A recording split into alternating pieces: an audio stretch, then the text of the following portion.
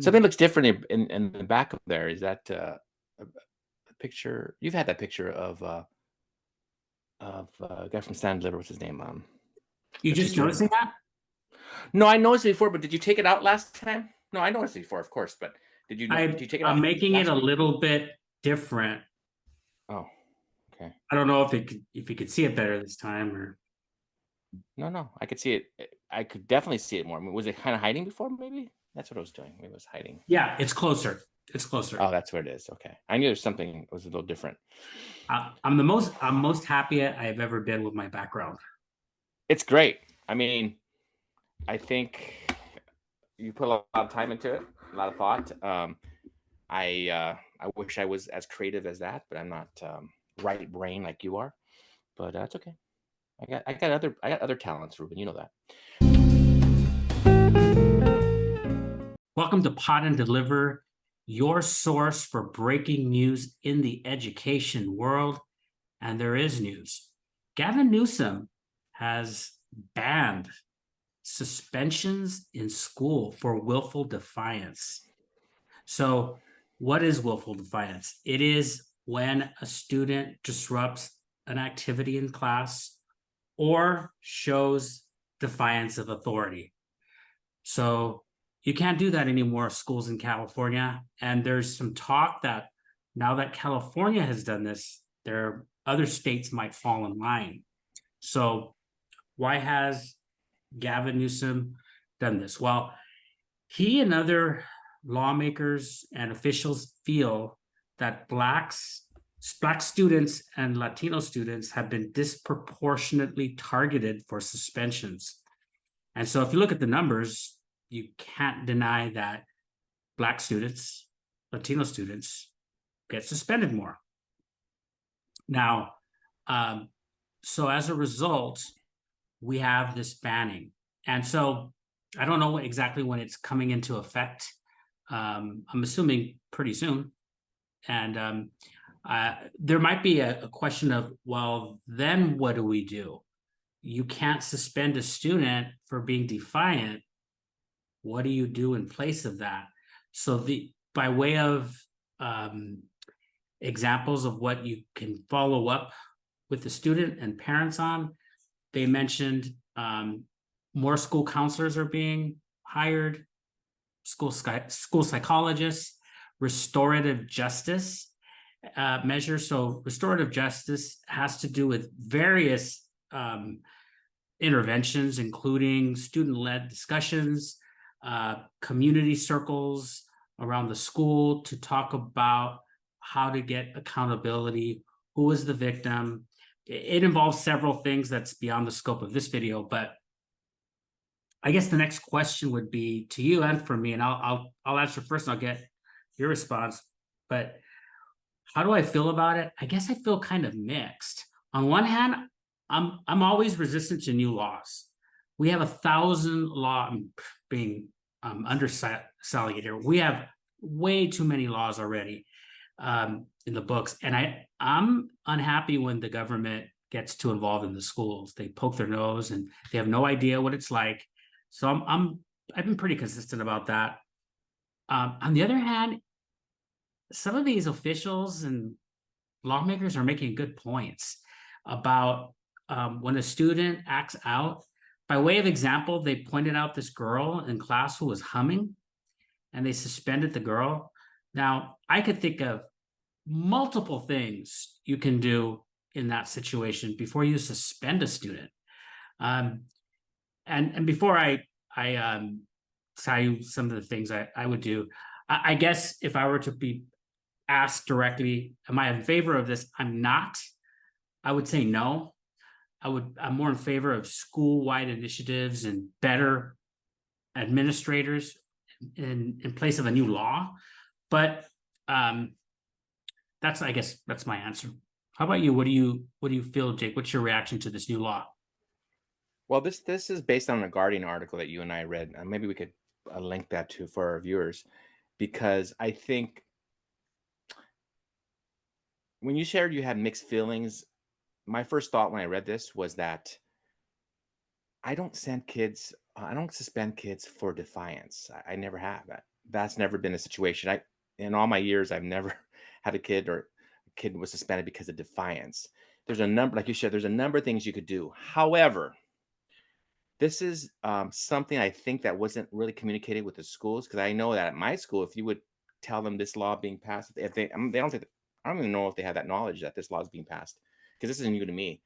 I don't think they'd be too happy about it, because it's just another tool for them to have to work with students. So I work with students in a classroom education, but there's a group of people who work with students who are having trouble sitting down in their seat, or having trouble even getting to class, correct? And those people need tools to work and be able to work with these kids who are having trouble. Sometimes a student needs a day off, right, or two, and that's obviously that's a last resort. In my opinion, well, that is a last resort. However, to take away a tool, I think it's a bad idea. When you share that it's not a great idea for I mean, the California to pass more laws, I'm with you. It seems like they're just churning them out, and so much so that I don't think the public is even noticing these laws that are being passed. I think that's such a bad idea.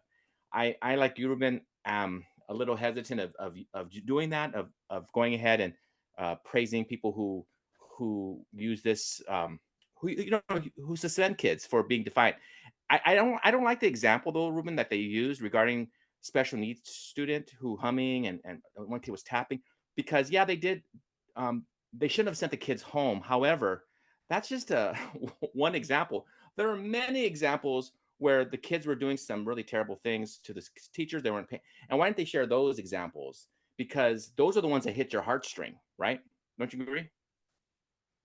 What do you mean hit my heartstring? Meaning that those are the ones you say, oh, it's special needs. Of course, we can't just send them home because they're tapping. There's other ways you can handle somebody who is not being focused. Correct? That that may not be the issue. I think I would say probably 90% of the time, the students who are being disciplined this way are not doing it because they're special needs. Now there is a number of them who are. But I'm just saying I would say that probably the majority is not, but I don't think we have the numbers. I'd be great to see the numbers if that data was out there. But I don't think I think they should have. I think it was very biased. The article. I think it was really definitely pushing it. Oh, look at this is great. Other states are going to do this. They're following California's lead. Like our governor is some type of genius, which that's debatable. Well, I again, I'm not. I would have to say overall, I'm not in favor of the law, but Right. the article, and again, yes, I will link it to the description of this video. The article points out the problem of behavioral issues in class, and it leads me to think about the wider issue of classroom management and the failures. And I'm not saying it's always from bad motives of administrators and teachers, or they've I got a message about a school that wants me to help them with some classroom management, some teaching tools. There's just some honest people out there who just need support. They need to know what to do. So I look at this girl and I go, I know exactly what to do, but I've been in the game for so long. You've been in the game for so long. And sometimes people panic and they go, let's pass this law. But we just need better tools, better admins, better interventions for students who are really not doing much. Somebody was tapping, drumming on the desk. And I'll just say something real briefly about a very quick intervention that you can work on. Sometimes, first of all, I don't know if a lot of teachers, when they approach their class and approach a lesson, if they've anticipated if everything were to go wrong, or what if X, because it's usually one student or a couple. It's not everybody that's going to act out. What happens when that kid acts out? What am I going to do? What are my protocols? You have to think that through. And then just real quickly, because I know I've talked about this on this channel before, when a student has a behavior, it's usually because they want something or they're trying to avoid something. Often they're trying to avoid something. They're trying to avoid the assignment. That should be a red flag for you, the teacher, in asking the student where they're at in the assignment. And maybe they are not ready for that assignment. So you might be doing her a service, you a service, the classroom, by giving her a different assignment. See, this is, I really think this is the problem, or at least a very big problem, is that a lot of teachers are uncomfortable with differentiating instruction. They're just uncomfortable with that. I've seen that. I don't want to give a different thing to that kid. It's too much work. It's too much time. Sometimes it doesn't require that much. And so that I think is a real key thing. But remember, this is not a law thing. This is just a intervention strategy thing. Take a day of not meetings, but teaching tools or reminders, because we all need review. I'm not saying no teachers know this. I mean, all teachers don't know this. I'm just saying maybe it's just a reminder or review. So any last words on this Yeah, topic? I like when you shared that you should be able to anticipate. I think I'm not sure your exact words, but able to anticipate things that might go wrong, right? And I think that's not only for behavior, but that could also be for your lesson. Your internet could go down, or there's electricity goes out, and then what do you do? And especially even in these situations, what if a kid just freaks out? I've had kids flip desk, and I'm like, okay, I could totally freak out, but obviously this child has some issues going on. Maybe he's on drugs, right? There's all these possibilities. So you can't. There's not one solution for everything. But when this law gets passed, now you're taking away a tool that can be used appropriately. We've had laws in the past school rules that have been thrown out, and justly so, but some no. I think the thing is that some, if it's done correctly, and I would say, Ruben, most districts use it correctly. I would think there's always going to be a few that don't. You shouldn't penalize the few that mess up with everybody else. But that being said, I just want to finish in saying I'm with you. I don't think this law should have been passed. I think should have been thought out more, but I don't think educators were asked about this. I think it was just definitely about the leaders in our state. So Thank you. Thank you very much for joining us in this discussion, everybody. Like and subscribe and tell us what you think about this new law.